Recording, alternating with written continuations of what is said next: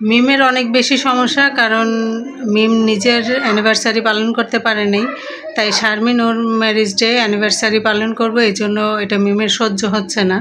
এটা নিয়ে মিমের অনেক চুলকাচুলকি শুরু হয়ে গেছে। মিমের এত চুলকানি যে শারমিন ওর বিয়ের 1 বছর উপলক্ষে ছোটোখাটো একটা অনুষ্ঠান করব, এটা নিয়ে ওর অনেক বেশি সমস্যা। তো এই সমস্যাটা কেন, সেটা নিয়ে আজকে একটু কথা বলবো আপনাদের সামনে। চলুন এখান থেকে ভিডিওটা শুরু করা যাক। আসসালামু আলাইকুম ফ্রেন্ডস, ওয়েলকাম টু এয়ার পরিবার। আশা করছি আপনারা সবাই অনেক ভালো আছেন। চলে আসলাম নতুন আরও একটা ভিডিও নিয়ে। আজকের ভিডিওটা আমি খুব শর্টকাটে করব, কারণ রেডি হয়েছি অলরেডি। আমি একটু বাইরে যাব, আমার বরাবর বাসায় যাব, তো সেজন্য রেডি হয়েছিলাম। আর তখনই মনে হলো তাহলে ভিডিওটা করেই যাই, ওখানে গিয়ে তো ভিডিওটা করার সময় পাবো না আমি। তো সব কিছু মিলিয়ে বসলাম ভিডিওটা করার জন্য, আপনাদের সঙ্গে একটু কথা শেয়ার করার জন্য। মূলত আমি যে টাইপের ভিডিওগুলো করে থাকি সেই ভিডিওগুলোই আপনাদের সামনে তুলে ধরি। তো এখান থেকে ভিডিওটা শুরু করছি। প্রথমে বলি, শারমিনের বিয়ের 1 বছর হতে চলেছে আগামী মাসে। তো সেই 1 বছর উপলক্ষে ও ছোটোখাটো একটা আয়োজন করবে, যেটা কিনা ওর পরিবারের বা কাছের মানুষগুলাই থাকবে। তো এটা যখন ও বলার পর যখন ওর আত্মীয় স্বজনরা শুনলো বা আমরা শুনলাম, আমাদের মধ্যে অনেকের মানুষের এটা নিয়ে অনেক সমস্যা। কেন করবে? ওর পরিবারের অনেক মানুষের অনেক সমস্যা, কেন করবে? আচ্ছা, প্রথমে বলি, এখানে তো যার যার ব্যক্তিগত ব্যাপার এটা, হ্যাঁ, কে কী করবে না করবে। আমি যদি আমার বিয়ের 1 বছর বা 10 বছর 15 বছর যেটাই হোক আমি পালন করতে যাই, সেটা তো আমার মতামতের উপরেই হবে, তাই না? আমি না চাইলে সেটা হবে না। তার কারণ যেহেতু অনুষ্ঠানটা আমাকেই করতে হবে, টাকা পয়সা আমিই খরচ করব। তো যাদেরকে আমি দাওয়াত করব তারা যদি আসে তো ভালো, না আসলে নাই, এটা তাদের ব্যাপার। কিন্তু এখানে তো তাদের কথা বলা মানায় না, তাই না? তো সেরকমই শারমিনের বিয়ের প্রোগ্রামটা সে করবে, ম্যারেজ ডের প্রোগ্রামটা সে করবে। তো সেখানে টুকিটাকি তো খরচ হবেই। আর 2 ফ্যামিলিতে কিন্তু মোটামুটি মানুষ অনেক, বাদ দিলে কেউই থাকবে না, না দিলে আবার অনেক হয়ে যায় এরকম। আর ওরা তো অনেক মানুষকে বলে ফেলে, যেমন শারমিনের বিয়েতে কিন্তু অনেক মানুষ ছিল, বিশেষ করে হলুদের প্রোগ্রামে একদম গাদাগাদি অবস্থা, এত মানুষকে না বললেও পারত। তো ম্যারেজ ডেতেও সেরকমটাই কিছু একটা হবে হয়তো বা, আমরা আশা রাখি। কারণ ম্যারেজ ডে যেহেতু করবে, সেখানে হলুদ করবে, হলুদের প্রোগ্রামের জন্য যতটুকু সম্ভব আয়োজন করবে, তাদের ছবি তোলা হবে, ভিডিও হবে, ব্লগ হবে, সব কিছুই হবে। তো সেখানে কাছের মানুষ দূরের মানুষ সবাই কম বেশি থাকবে।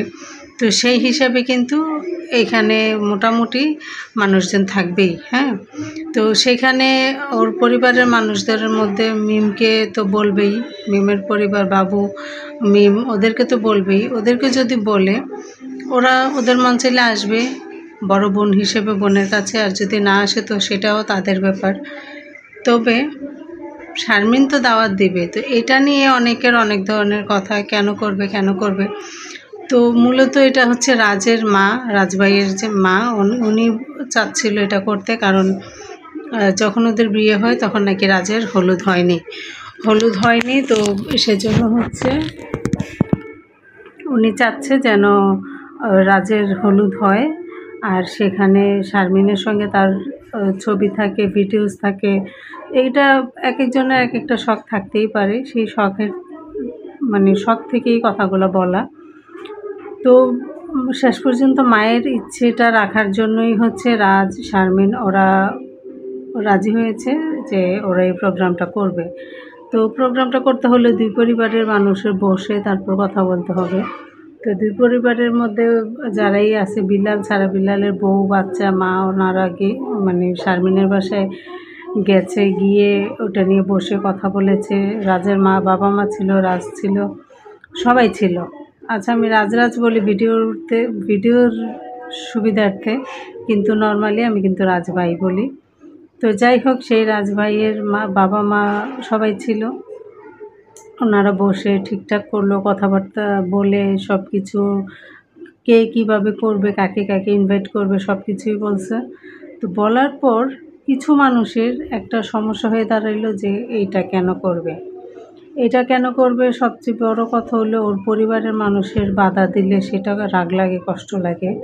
পরিবারের বাইরে আমরা যারা আছি আমাদের কথায় এত একটা গায়ে ওরা লাগায় না, আর লাগাইলেও খুব একটা লাগায় না, মানে খুব কম পরিমাণে লাগে। তবে পরিবার থেকেই কিন্তু আঘাতগুলো বেশি আসে, সেই হিসাবে এটা না বললেও পারে।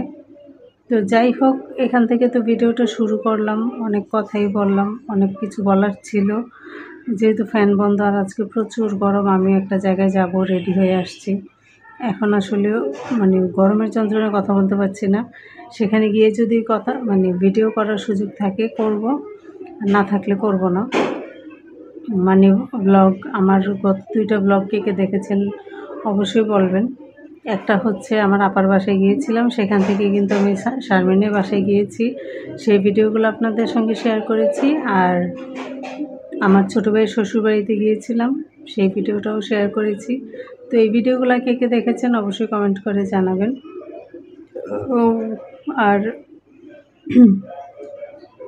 এখন তো চলে যাচ্ছি আপার বাসায়। আপার বাসায় গিয়ে সারাদিন থাকবো, আস্তে আস্তে সন্ধ্যা হবে। যাব একটু দরকারে, টুকিটাকি একটু সেলাই কাজ আছে সেগুলো করব, সেগুলো করে তারপর হচ্ছে আমরা আসব। মানে আস্তে আস্তে রাত বা সন্ধ্যা হবে এমন আর কি। তো যাই হোক, আমাদের ভিডিওটা আমরা এই পর্যন্তই রাখি। কথা অনেক বলার ছিল, এত এত কথা জমে আছে। তো এই কথাগুলো বলতে হলে সেই সময়টাও প্রয়োজন, সেগুলো নিয়ে খুব আরাম আয়েসে আস্তে ধীরে আপনাদের সঙ্গে বলবো। তো সে পর্যন্ত সবাই সুস্থ থাকবেন, ভালো থাকবেন, দেখতে থাকবেন আমার নতুন ভিডিওগুলা যেগুলো দিচ্ছি। যদি ভালো লাগে অবশ্যই শেয়ার করবেন, চ্যানেলটা সাবস্ক্রাইব করে দিবেন। ভালো না লাগলেও কমেন্টের মাধ্যমে জানিয়ে যাবেন আপনাদের কার কী অনুভূতি। তো সে পর্যন্ত সবাই কাছ থেকে বিদায় নিয়ে নিচ্ছি। আল্লাহ হাফেজ।